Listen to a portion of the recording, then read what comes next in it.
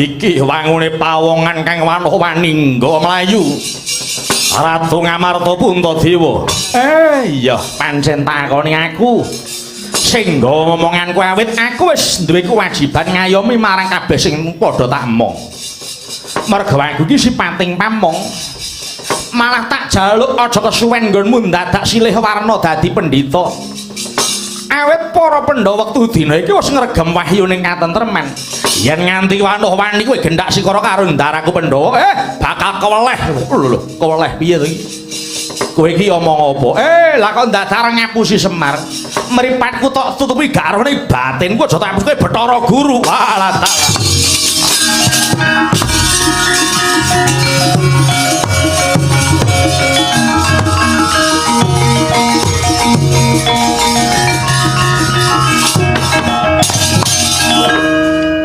Kakang Semar ulun ingkang mimba dadi pendhita. Iya.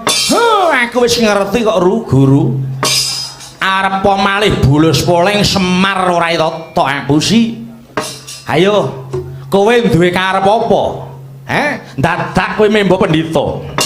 Iya Kakang, ulun namung bakal kepengin nyengkake tumuruning wahyu katentreman ingkang kudu tinampa dening para Pandhawa.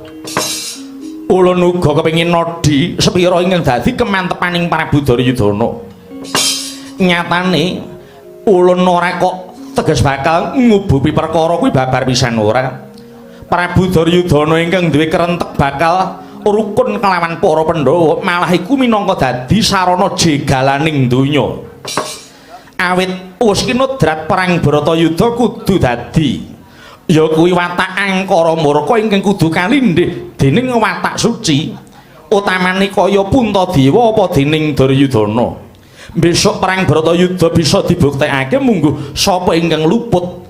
Awit perang Bratayuda bisa kanggo sarana ingkang nandur bakal ngunduh ing utang kudu nyaur.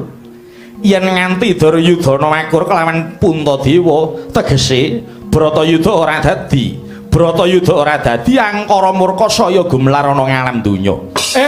Bathara Guru.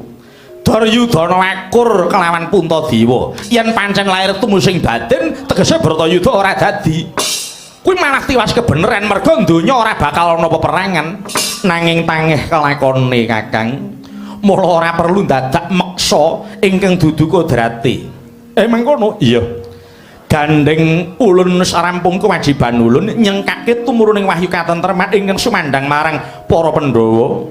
Wis rampung kewajiban ulun kepara ulun bakal nyuwun pamit kundur makayuwangan Kakang Semar pamuji ulun sak kundur ulun muga-muga para Pandhawa jaya wijayanti Kakang. Iya donga dinonga Bathara Guru.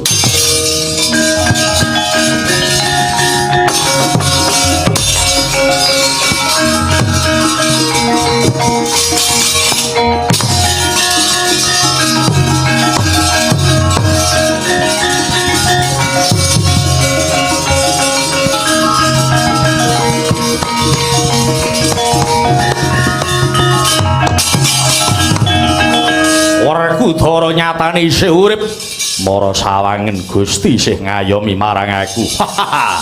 Entuk ora entuk Praja Ngamarta tak jaluk tadhana tangan kuwi.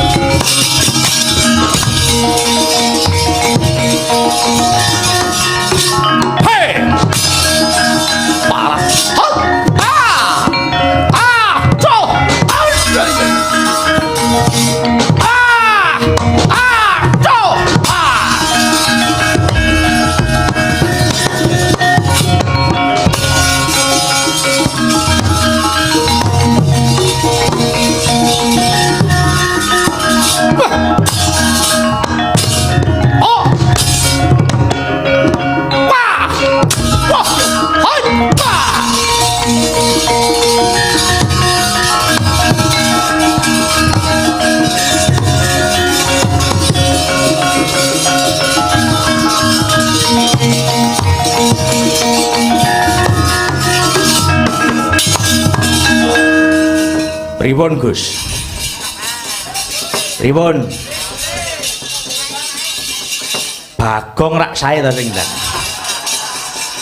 Iya. Nggih, tapi cucuk karo sing madang. Sampun wuru Bantayuda. Mengke dilajengke melih. Iya.